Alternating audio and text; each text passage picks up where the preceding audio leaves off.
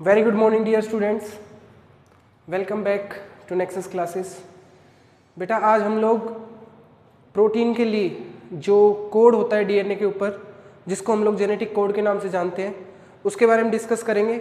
साथ ही साथ बेटा मैं आपको बता दूं कि इससे रिलेटेड जो लास्ट लेक्चर था वो था बेटा हमारा ट्रांसक्रिप्शन इन यूकैरियोट्स।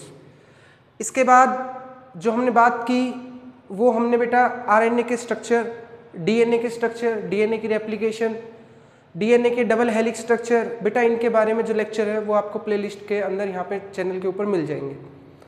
और आज हम लोग बेटा बात करेंगे कि जो प्रोटीन होते हैं उनके लिए अमीनो एसिड की ज़रूरत होती है। वो अमीनो एसिड किस तरीके से ज्वाइन किए जाते हैं एक आरएनए के ऊपर। आरएनए के ऊपर एक ऐसी क्या चीज़ होती है जिसके थ्रू अमीनो एसिड को ये पता चलता है कि हाँ भाई अब तेरा नंबर है, अमीनो एसिड 1 यहाँ पे आएगा, अमीनो एसिड 2 यहाँ पे आएगा, अमीनो एसिड 3 यहाँ पे आएगा।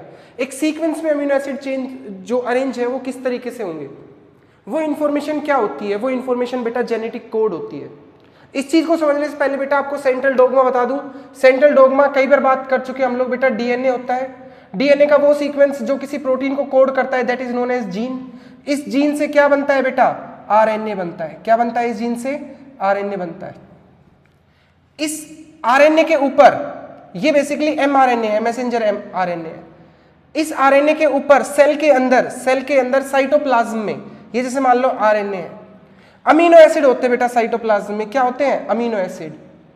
अब ये अमीनो एसिड बेसिकली टीआरएनए के थ्रू ये अमीनो एसिड को पकड़ के ये जो टीआरएनए है ये इस एमआरएनए के ऊपर लाके अटैच करवाते हैं।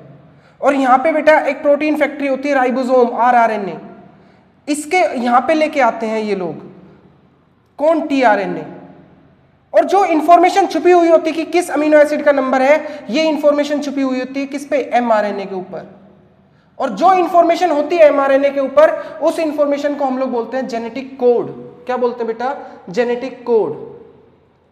कि भाई अब इसका नंबर आने वाला है। जैसे मान लो एमआरएनए है हमारे यहाँ पे और यहाँ पे लिखा हुआ है ए you ji C you see जी, इस तरीके से जो है वो सीक्वेंस लिखा रहता है एमआरएनए के ऊपर।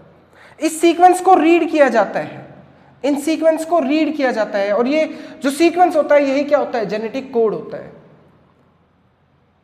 सो मैं ये बोल सकता हूं कि genetic code basically set of rule होता है। एक रूल का सेट होता है कि भाई इस तरीके से जो है वो अमीनो एसिड आके अरेंज होंगे और ये एक पर्टिकुलर टाइप का प्रोटीन जो है वो बनाएगा। ये बात किसने दी? ये बात दी जॉर्ज गैमो ने। उन्होंने क्या बताया कि जो एमआरएनए है उसके ऊपर सीक्वेंस है, जिस सीक्वेंस के थ्रू अमीनो एसिड जो है वो कोड होते हैं। अमीनो एसिड यहाँ पे आके इनको रीड करके अमीनो एसिड यहाँ पे जुड़ते हैं। जब अमीनो एसिड जुड़ते हैं तो एक लंबी प्रोटीन की चेन बनती है। लेकिन अमीनो एसिड का भी नंबर होगा। क्लास 11 में एक चैप्टर है बेटा बायोमोलिक्यूल। उस बायोमोलिक्यूल में आपको अमीनो एसिड के नाम जो है वो दिए गए हैं। और टोटल जो है हमारे पास बेटा 20 अमीनो एसिड होते हैं, 20 अमीनो एसिड। ओके, अब इन अमीनो एसिड के लिए हमारे पास क्या होते हैं बेटा? जेनेटिक कोड होते हैं, जेनेटिक कोड होते हैं। ये जेनेटिक कोड की क्या खूबसूरती होती है, क्या कैरेक्टरिस्टिक होती है? तो बेटा कैरेक्टरिस्टिक मैंने यहाँ पे लिखी है। क्या क्या कैरेक्टरिस्टिक होती है? 3 न्यूक्लियोटाइड से कोड होता है। इसका क्या मतलब है? इसका मतलब ये है कि 3 कोड मिलके एक जेनेटिक कोड बनाते हैं, एक अमीनो एसिड को कोड करते हैं। 3 से हमें पता है हमारे पास नाइट्रोजन बेस कितने होते हैं? ए यू जी सी, 4 तरीके के होते हैं नाइट्रोजन बेस। तो फिर ये 3 ही क्यों? ये 3 मिलके ही क्यों वो बनाते हैं, कोड बनाते हैं? 3 का ही कोड क्यों बनता है? 4 का कोड क्यों नहीं बन सकता? 2 का कोड क्यों नहीं बन सकता? बेटा देखें, इसके लिए हमारे पास थोड़ा सा मैथ सीखने की जरूरत पड़ेगी। अगर हमारे मान लो ये सब एक नाइट्रोजन बेस अगर अमीनो एसिड को कोड करता तो मैं लिखता बेटा 4 की पावर 1 और हमारे पास टोटल कोडोन आते कितने? 4। लेकिन हमारे पास सेल में टोटल कोडोन जो कोड होते हैं वो 61 होते हैं बेटा। कितने होते हैं? 61। तो क्या 4 कोड 61 को कोड कर लेते, बना देते? नहीं बनाते।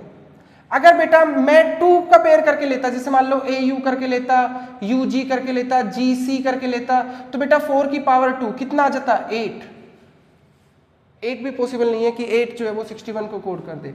फिर बेटा अगर मान लो 4 लेता तो बेटा मेरा ये आता 256, ये बहुत ज्यादा हो जाते हैं। हमने क्या किया बेटा, हमारे पास क्या आते हैं 4 की पावर 3 दैट इज 64 कोडोन जो है वो पॉसिबल है। 64 टाइप के कोडोन जो है मैं बना सकता हूं। किन के कॉम्बिनेशन से? इन 4 के कॉम्बिनेशन से। लेकिन कितने कोडोन चाहिए बेटा? 61 ही कोडोन चाहिए।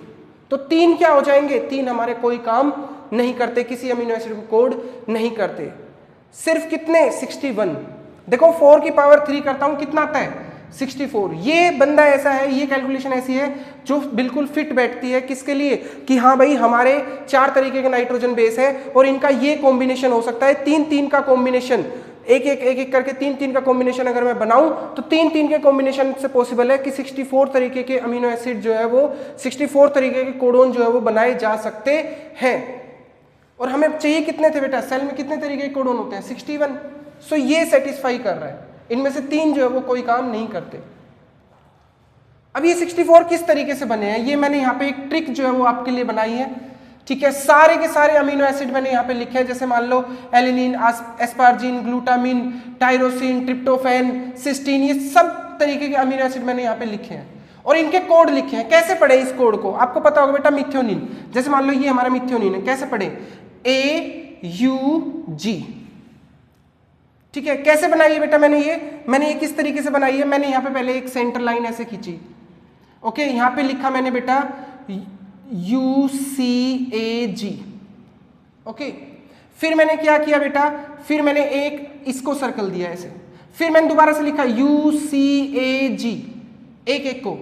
अब देख, जैसे मान लो आपको बनाना है बेटा AUG बनाना या GUA बनाना है, तो GU और आगे यहाँ पे फिर मैंने दोबारा से आपका UCAG ऐसे लिख दिया, UCAG। तो बेटा आपको क्या बनाना है? U बनाना है, तो ये आ गया GUU, GCC ऐसे आ गया, GAA ऐसे आ गया, GGG ऐसे आ गया। ओके, सो इस तरीके से मैंने क्या बनाया बेटा? पहले 4 को मेजर वो दिया, 4 तरीके के अमीनो एसिड है। अब ये 4 जो है वो किसी भी 4 के साथ बाइंड हो सकते हैं। देखो UUA, UAA, UGA, 3 का कॉम्बिनेशन बनाना है, वो कुछ भी हो सकता है। अब तो पहले मैंने सेंटर में ये 4 लिए, ठीक है। अब एक एरिया इसको दे दिया। अब इससे फिर मैंने आगे फिर 4 डिवाइड कर दिया ऐसे, UCAG। अब फिर इससे UCAG, अब देखो GUU, GUC, GUA, GUG, ये वैलिन को कोड करते हैं सारे।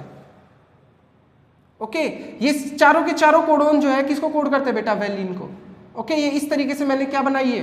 टेबल बनाई है, जिसमें लास्ट में मैंने अमीनो एसिड लिखे हैं। शुरू में मैंने एक, फिर मैंने ये 4 लिखे, फिर एक के अंदर 4 लिखे, ताकि 4 कॉम्बिनेशन जो है वो 1 से 4 कॉम्बिनेशन जो है वो बना सकूं। GUG, GUA, GUC, GUU, GCU, GCC, GCA, GCG। Okay, इस तरीके से जो है मैं कॉम्बिनेशन बना सकता हूं। सो ये मेरे एक टेबल है जिसमें मैंने आपको अमीनो एसिड बताए हैं। और इन अमीनो एसिड की क्या कैरेक्टरिस्टिक है कि ये 3 से कोड होते हैं। और 3 का मतलब ही क्यों आया बेटा? क्योंकि 3 का ये है कि 4 की पावर 3 64 और 61 ही अमीनो एसिड जो है वो हमारे उसमें होते हैं। 61 ही कोडोन होते हैं जो कि कोड करते हैं बेटा किसने को? 21 अमीनो एसिड को, 20 अमीनो एसिड को। ठीक है, अब मैं आपको बताऊंगा इसी कैरेक्टरिस्टिक में कि ये क्यों है। नॉन ओवरलैपिंग होती है। नॉन ओवरलैपिंग का मतलब होता है बेटा कि अगर जैसे मान लो एक कोडोन ऐसे लिखा है UAUGCCAGC,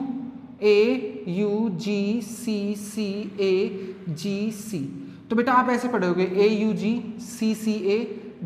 आप ऐसे नहीं पढ़ोगे AUGGCCCAG, ऐसे ओवरलैप करते हुए नहीं पढ़ोगे, डायरेक्ट रीड करोगे। डायरेक्ट रीड करते हैं। ओके, जब हम लोग क्या बनाते हैं जब हम लोग प्रोटीन को सिंथेसाइज करते हैं, अमीनो एसिड को जोड़ते हैं, तब डायरेक्ट रीड करते हैं। ऐसा नहीं कि बीच में ओवरलैप कर दे या बीच में कोई पंक्चुएशन दे दे, मतलब बीच में कोई गैप वगैरह छोड़ दें या स्लैश कर दें, ऐसा नहीं होता। डायरेक्ट रीड होती है, कंटिन्यूस रीड होती है और डायरेक्शनली रीड होती है एक सीक्वेंस में। डीजनरेट होते हैं। डीजनरेट का मतलब क्या है? डीजेनरेट का मतलब क्या है बेटा? डीजेनरेट का मतलब ये है, देखो ये वैलीन जो है ना, ये वैलीन, ये इन चार से GUG, GUA, GUC, GUU, इन चारों कोडोन से कोड हो सकता है। कौन? अकेला वैलीन। मतलब कि एक अमीनो एसिड एक से ज्यादा कोडोन से कोड हो सकता है, ये मतलब होता है किसका? डीजेनरेसी का।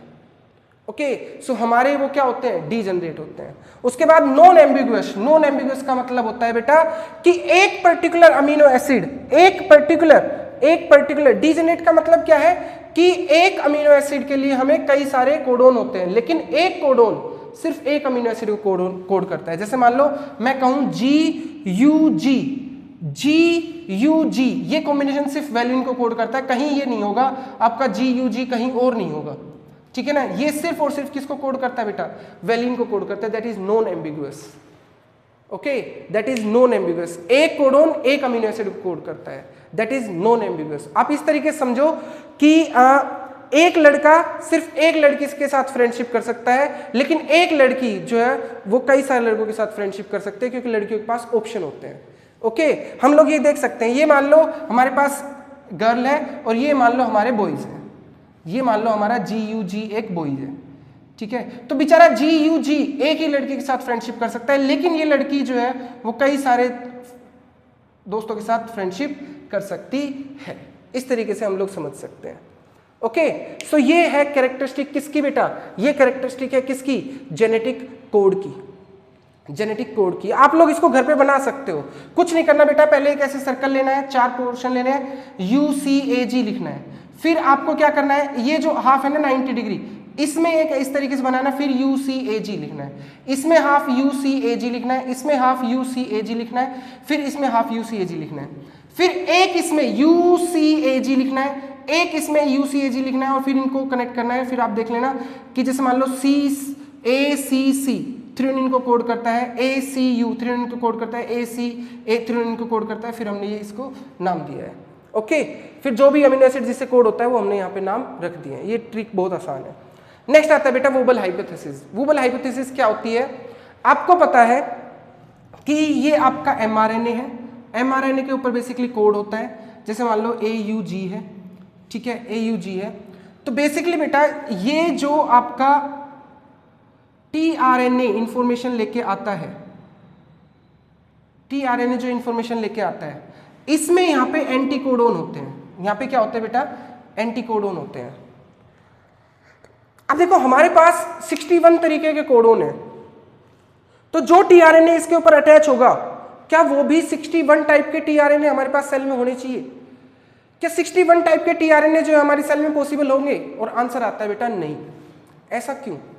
ऐसा इसलिए होता है बेटा कि ये जो tRNA है ना, ये जो tRNA है, इसकी ये जो एंटी कोडोन साइट है, इस पे 2 कोड तो फिक्स होते हैं। ये 2 कोड तो फिक्स होते हैं। जैसे मान लो ये है UA, ये मान लो इसके लिए AU के लिए अपोजिट में क्या आ जाएगा? UA। लेकिन ये जो कोड होता है ना बेटा, ये चेंज हो सकता है कई बार। जैसे मान लो ये जो G होता है ना, ये जो G होता है, ये जो G होता है, ये यहाँ पे अगर mRNA के ऊपर C है या U है, दोनों के साथ बाइंड कर सकता है, दोनों के साथ बाइंड कर सकता है ये G।